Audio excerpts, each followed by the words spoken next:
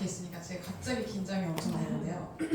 오늘 일단 바쁘신 일정에도 참석해주신 여러분들께 다시 한번 감사 인사드리겠습니다. 저는 방금 소개받은 세종광역정신건강복지센터의 자살예방 팀장 이우정이라고 합니다. 만나뵙게 돼서 반갑습니다. 오늘 이 시간에는 자살보도의 영향과 언론인의 역할에 대해 이야기를 나누고자 합니다. 사실 자살보도는 단순한 뉴스가 아닙니다. 보도 방식에 따라 자살률이 증가할 수도 예방할 수도 있는 굉장한 중요한 문제이기도 한데요. 금이 진행된 특강과 함께 책임 있는 보도의 방향성을 함께 고민하는 시간이 되었으면 좋겠습니다.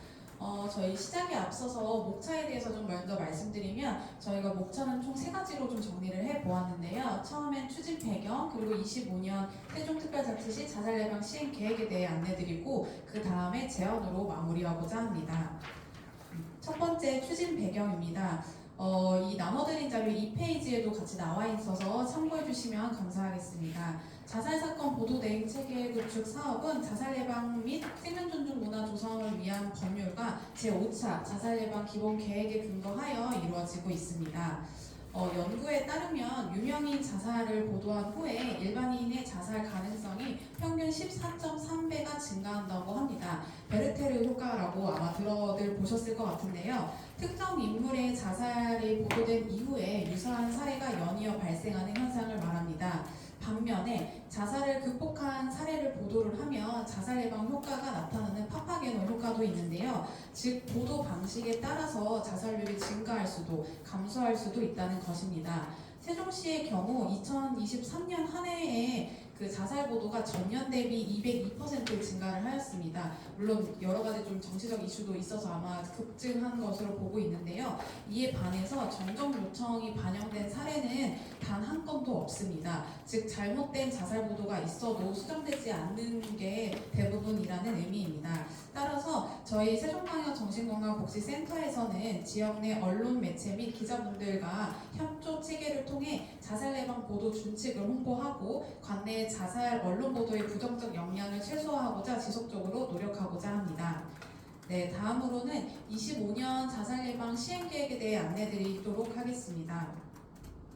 먼저 세종시 자살 통계에 대해 살펴보도록 하겠습니다. 세종시의 경우 전국적으로 자살률의 변동폭이 가장 큰 지역입니다. 이는 17개 시도 중에 가장 적은 인구 규모를 가졌고 모집단이 작으면 개별 사례가 전체 통계에 미치는 영향이 크기 때문에 인구가 적을수록 자살률의 변동성이 커질 가능성이 있습니다. 실제로 지난 10년간의 세종시 자살률 편차를 한번 살펴보았는데요. 전국 0.97, 세종시의 경우 2.65로 2배 이상의 차이를 보였습니다. 결과적으로 인구 규모 차이에 따른 통계적 민감도 차이로 세종시의 자살률은 매년 큰 변동을 보였지만 지난 10년간 전국보다 세종시 자살률은 낮게 나타난 것을 알 수 있습니다.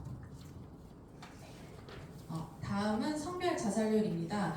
전국과 세종시 모두 그 남성 자살률이 여성의 자살률보다 높은 것을 알 수 있는데요. 전국 남성 자살률은 매년 여성의 자살률보다 약 2배 정도 전후로 높게 나타나지만 세종시의 경우 2019년과 20년, 23년에 남성과 여성 자살률에 큰 차이를 보이지 않았고 또한 세종시 남성 자살률의 경우 전국 대비 낮은 수치를 보였지만 여성 자살률은 전국과 대비해서 비슷하거나 높게 나타나는 연도도 있었습니다.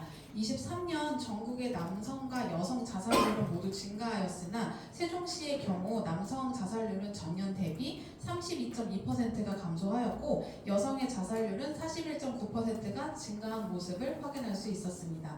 그래서 아까 저희 간담회가 시작하기 전에 이제 그 자료에 대해서 말씀을 해주셨는데 자료는 필요하시면 저희가 간담회 끝나고 메일로 또 보내드리도록 하겠습니다.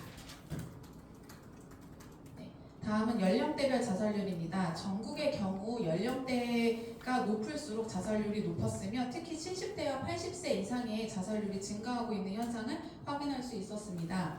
세종시 또한 노년층 자살률이 굉장히 높게 나타나고 있는데요. 21년과 22년에는 80세 이상의 높은 자살률을 기록하고 있으나 23년에는 80세 이상의 자살률이 급감하고 70대 자살률이 높아지는 것을 확인할 수 있었습니다. 또한 세종시의 30대와 40대의 자살률은 전국 대비 낮은 수치이나 이외의 연령층에서도 큰 변동폭을 보이거나 비슷한 수준을 보이고 있습니다. 정리를 한번 해보면 세종시의 경우 22년 대비 23년도에 10대의 자살률은 감소했지만 여전히 전국 대비 높은 점과 23년 70대의 자살률이 증가한 점을 주목해야 할 부분이기도 합니다. 네, 지금까지 살펴본 세종시 통계를 근거하여 25년도 집중관리 대상으로는 10대와 중장년층, 초기 노년층 자살 유족으로 설정하였습니다. 다음으로는 제5차 자살 예방 기본 추진 과제와 본센터의 핵심 사업에 대해 안내드리도록 하겠습니다. 정부는 자살예방법에 따라 5년마다 자살예방 기본 계획을 수립하고 현재는 5차 자살예방 기본 계획이 시행되고 있습니다.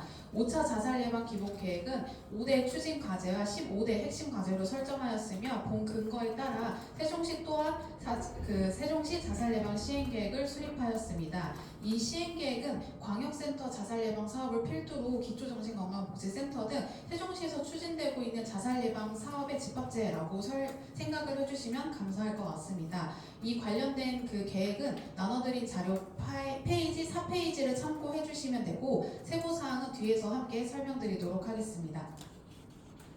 네, 현재 세종시의 경우 25년 시행계획을 기반으로 여러 사업들을 추진하고 있는데요. 그중 오늘 간담회는 추진전략 1면 생명안전 구축에 해당하는 민간협력 및 홍보 활성화 사업의 일환입니다. 앞으로도 자주 소통하며 의견을 나누는 자리를 있기를 바라겠습니다. 네, 세부 사업은 앞서 언급드린 집중관리 대상으로 추진하는 사업 위주로 설명드리도록 하겠습니다. 첫 번째는 생명존중 안심마을 사업입니다. 이 사업은 전 연령대를 대상으로 하는 사업 중에 특히 아까 앞서 말했던 중장년층과 노년층을 타겟으로 올해는 사업을 구성을 하고 있습니다. 이 사업은 지역 내 다양한 자원을 활용하여 효과성이 검증된 자살 예방 사업을 읍면동 단위로 수행하기 위해 자살 고위험군을 발굴, 개입, 연계 및 맞춤형 서비스 제공 등을 추진하는 마을을 이야기를 합니다. 이 사업의 핵심은 지역 내 보건, 의료, 교육, 복지, 지역사회, 공공기관 등 총 5개의 영역과 참여기관이 주체적으로 자살 예방 활동에 참여하도록 유도하는 것입니다. 24년도부터 저희가 이 사업을 진행을 했고 24년도에는 조치원을 1개의 읍으로 시작을 해서 25년도에는 연서면, 도담동, 종촌동, 나성동을 확대하여 총 5개 마을을 운영할 계획이 있습니다. 향후 27년까지 모든 읍면동의 생명존중 안심마을 조성을 할 계획이며 참여 읍면동 같은 경우에는 저희가 모집 공고를 낸 후에 인구 규모라든지 자살률 변화 추이, 참여기관의 협조 등 다양한 요인을 고려하여 순차적으로 지정하고 있습니다. 광역센터에서는 이 생명존중 안심마을 조성을 위해서 자살 데이터 자료를 분석을 지원을 하고 영역별 기관 협력체계 조성 및 운영기관 모니터링과 컨설팅을 지원하고 있습니다. 네, 두 번째 사업으로는 생명존중 문화 사업 확산입니다. 자살 예방을 위해서는 사회적 인식 개선이 굉장히 필수적인데요. 이를 위해서 센터에서도 생명지킴이 교육을 활용하여 생명존중 인식 개선 및 자살 예방 공동체 강화에 힘쓰고 있습니다. 실제로 작년 7월부터 자살 예방법 개정으로 학교 및 관공서 등 자살 예방 교육이 법적 의무 교육으로 변경된 건 있습니다.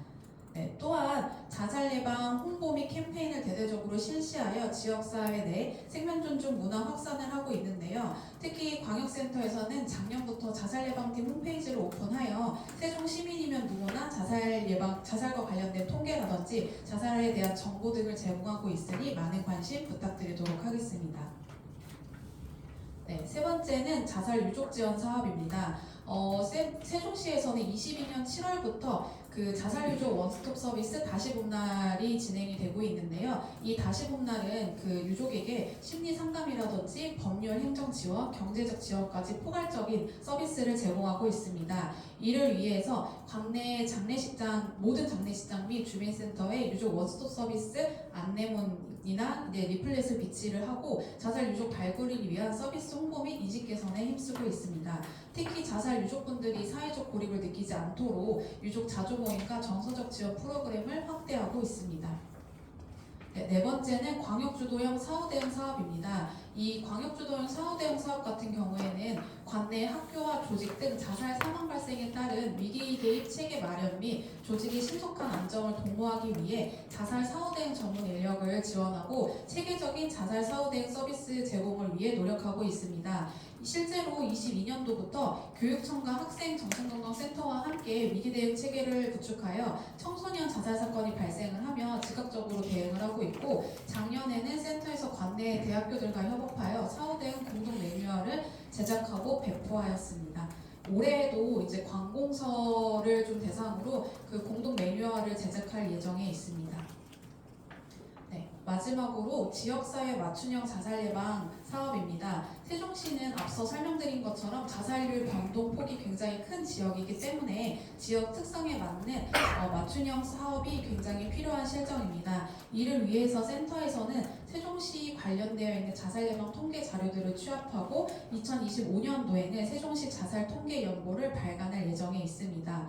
또한 세종시 특성에 맞는 자살 연구를 수행하고자 올해는 세종사회서비스원과 함께 공동 연구를 기획하고 있고, 자살 유족으로 대상으로 하는 심리부가 면담을 통해 사업 근거를 마련하고자 노력하고 있습니다. 앞서 설명드린 사업들이 원활하게 추진을 하려면 언론과의 협력 사항이 매우 중요합니다. 이에 관련되어 제언 사항을 말씀드리고 마무리하도록 하겠습니다. 네. 우리나라는 자살 예방 보도 준칙 4.0이라는 매뉴얼이 있습니다. 이 매뉴얼을 잘 지키면 베르테르 효과를 줄이고 파파게노 효과를 극대화할 수 있습니다. 자료 5페이지를 보시면 4가지 원칙을 확인하실 수 있습니다. 따라서 관련된 2가지 제언을 드리고자 합니다. 첫 번째로 자살 예방 보도 준칙 4.0 매뉴얼을 준수하여 언론 보도에서 생명 존중 문화를 확산하는 데 기여해 주시길 부탁드리도록 하겠습니다. 두 번째로 지속적인 협력체계 구축을 통해 지역사회 내 자살 예방을 위한 공동 대응 체계를 함께 마련해 나갈 것을 부탁드리도록 하겠습니다. 자살 예방은 사실 어떠한 특정 기관이나 개인이 혼자 할 수 있는 일은 아닙니다. 특히 언론의 역할이 무엇보다 중요한 만큼 앞으로도 많은 관심과 협조 부탁드리도록 하겠습니다. 제가 카메라가 있어가지고 또 오늘 말이 굉장히 빨랐는데요. 혹시 이제 관련돼서 좀 질의응답 있으시면은 한 8분 정도 질의응답 받고 잠깐 쉬었다가 바로 특강을 진행하면 될 것 같습니다.